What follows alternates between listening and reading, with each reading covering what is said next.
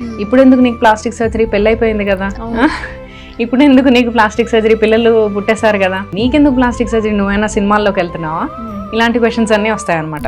ఎమీ Jackson తను ఒకప్పుడు చాలా బాగుండేది, బట్ వన్స్ ప్లాస్టిక్ సర్జరీ అయ్యాక తన ఫేస్ లో చాలా చేంజ్ వచ్చింది, అంటే rapid change. Lot of plastic surgeons daily basis లో మన హైదరాబాద్ లోనే చాలా కేసెస్ చేస్తున్నాం ఎవ్రీడే.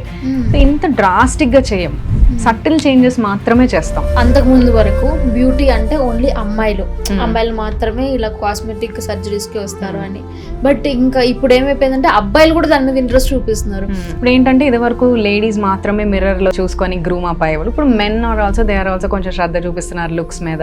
ఇది వరకు వచ్చేవాళ్ళు కాదు అసలు. కొంతమంది వాళ్ళకి ఎటువంటి మెడికల్ బ్యాక్గ్రౌండ్ లేనప్పటికీ ఈ బోటాక్స్ ఇంజెక్షన్స్, ఫిల్లర్స్, లేకపోతే కాస్మెటిక్ సంబంధించిన ప్రొసీజర్స్ అన్ని చేసేస్తున్నారు.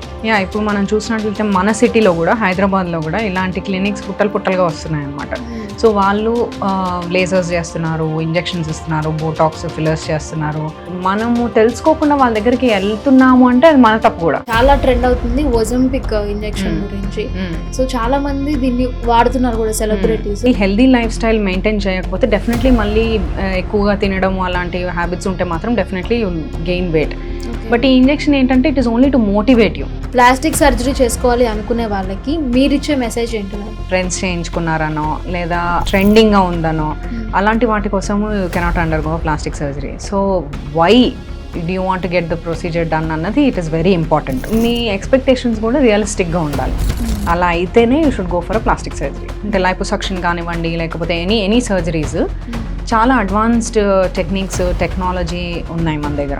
వరల్డ్లో ఎలాంటివి అయితే మెషినరీ ఉందో, అడ్వాన్స్మెంట్స్ ఉన్నాయో, మన హైదరాబాద్లో కూడా మన దగ్గర అవన్నీ top notch equipments are there.